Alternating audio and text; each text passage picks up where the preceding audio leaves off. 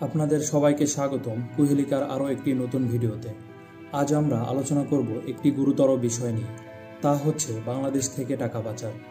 জানব কত টাকা পাচার হয়েছে, কোন কোন দেশে ও কিভাবে এই টাকা পাচার করা হয়েছে, এবং এই টাকা দিয়ে আমাদের দেশে কত বড় বড় স্থাপনা তৈরি করা যেত। এই সকল কিছু যদি আপনার জানার ইচ্ছা থাকে তাহলে দেখতে থাকুন ভিডিও এর শেষ পর্যন্ত। কুহেলিকার আরও একটি এপিসোডে আপনাকে স্বাগতম। চলুন তবে শুরু করা যাক।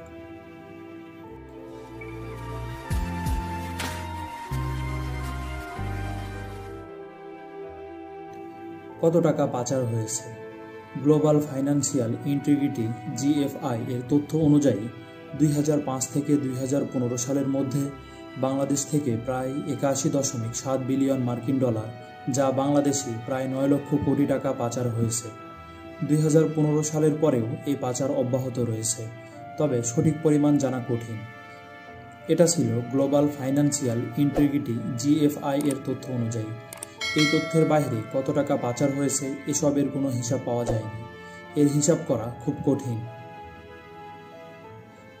কিভাবে টাকা পাচার করা হয়েছে? এখন প্রশ্ন হলো, এই টাকা কিভাবে পাচার হয়েছে? বাংলাদেশ থেকে টাকা পাচারের বেশ কয়েকটি সাধারণ পদ্ধতি রয়েছে। 1. অতিরিক্ত মূল্যায়ন ও আন্ডার ইনভয়েসিং।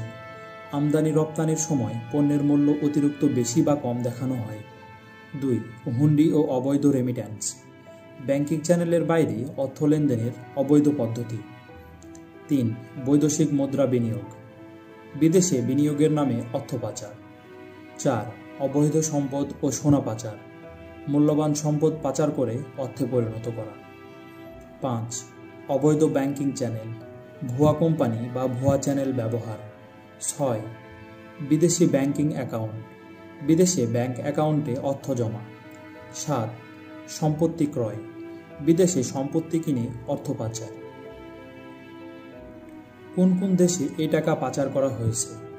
এই পাচারকৃত টাকা সাধারণত কয়েকটি নির্দিষ্ট দেশে গিয়ে থাকে, যেগুলোতে অর্থের প্রয়োজনীয়তা রক্ষা করা হয় এবং ব্যাংকিং নিয়মকানুন অপেক্ষাকৃত শিথিল।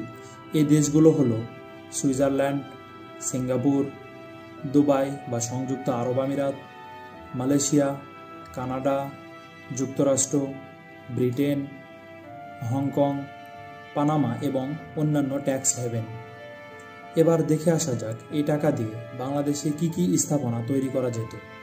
পাচার হওয়া বিপুল পরিমাণ অর্থ দিয়ে বাংলাদেশে ঠিক কতগুলো বড় বড় স্থাপনা নির্মাণ করা যেত তা নির্ভর করে সেই অর্থের মোট পরিমাণের উপর।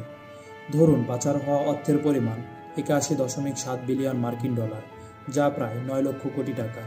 এর ভিত্তিতে কিছু উদাহরণ দেখে আসা যাক। 1. পদ্মা সেতুর মতো মেগা প্রকল্প। প্রতিটির ব্যয় প্রায় 30,000 কোটি টাকা। পাচারকৃত সেই 9 লক্ষ কোটি টাকায় প্রায় 30টির মতো পদ্মা সেতু নির্মাণ করা যেত। 2. মেট্রো রেল প্রকল্প। প্রতিটির ব্যয় প্রায় 22,000 কোটি টাকা।